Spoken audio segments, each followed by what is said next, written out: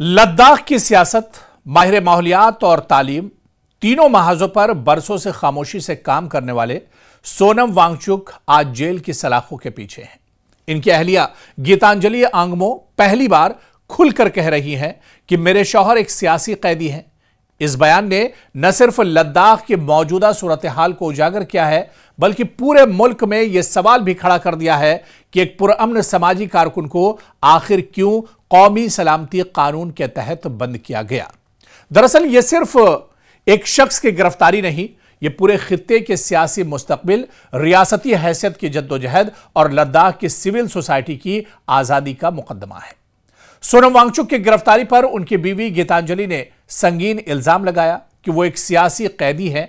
गीतांजलि ने साफ अल्फाज में कहा कि हुकूमत इन्हें एक सियासी कैदी के तौर पर रख रही है और इनके मुताबिक सोनम वांगचुक पर जो इल्जामात एनएसए के तहत लगाए गए हैं वो ज्यादातर वही जबान है जो सोशल मीडिया ट्रोल्स इस्तेमाल करते रहे और इन इल्जामात में से बेशतर को आजाद फैक्ट चेकर्स ने हकीकत के खिलाफ बताया है।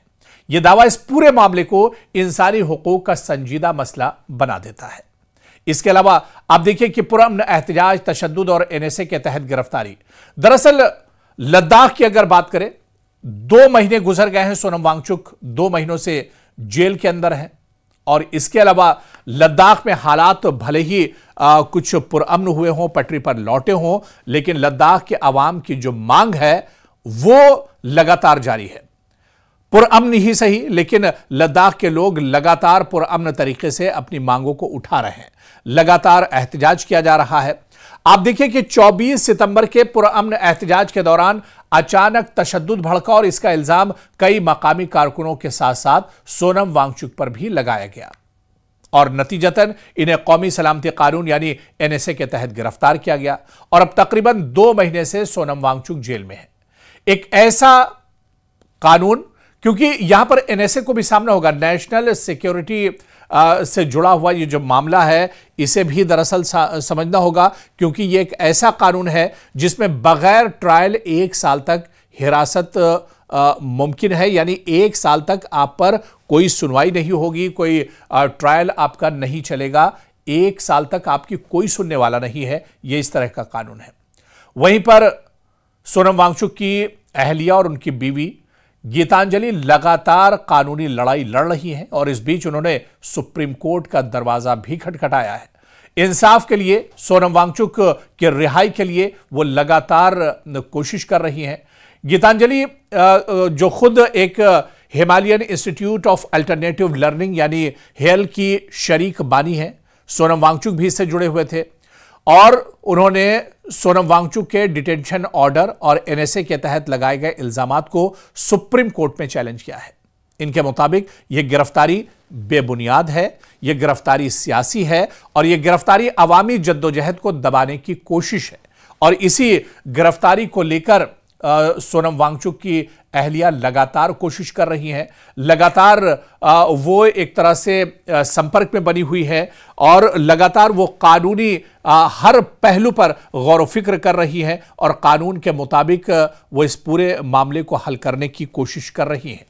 आप देखिए कि लद्दाख की जमीनी जो हालात हैं इस पर भी सोनम वांगचुक की अहलिया का कहना है कि लद्दाख में आज भी हालात नॉर्मल नहीं हैं। 24 सितंबर के बाद जब हालात अचानक खराब हुए थे, उसके बाद धीरे धीरे हालात पटरी पर जरूर लौटे, लेकिन अंदरूनी अगर कैफियत की बात की जाए, लोगों के दिलों की अगर बात की जाए, लोग आखिर क्या चाहते हैं लद्दाख के, तो ऐसे में आप देखिए कि लद्दाख के हालात आज भी नॉर्मल नहीं है। गीतांजलि ने एक मर्तबा कहा कि वो खुद डर की वजह से लद्दाख वापस नहीं जा रही हैं। उन्हें डर लगने लगा है लद्दाख में जिस तरह के हालात हैं, क्योंकि उन्हें भी गिरफ्तार किए जाने का खदशा है। जी हां, सोनम वांगचुक की पत्नी और उनकी अहलिया ने बड़ा इल्जाम लगाया और उन्होंने कहा कि उन्हें भी गिरफ्तार किए जाने का डर है, खदशा है। उनके मुताबिक इलाके में हालात मामूल पर नहीं आए हैं, दर्जनों कारकुन अभी भी गिरफ्तार हैं और इंतजामिया सख्ती से किसी भी इख्तिलाफ को रोक रही है। तो यह बड़ा इल्जाम था सोनम वांगचुक की अहलिया का और उन्होंने बताया कि आज भी बल्कि डर की वजह से वो लद्दाख वापस नहीं जा पा रही हैं। वो अगर लद्दाख जाएंगी तो उन्हें भी गिरफ्तार किया जा सकता है, इस वजह से एक डर और खौफ उनके अंदर बना हुआ है।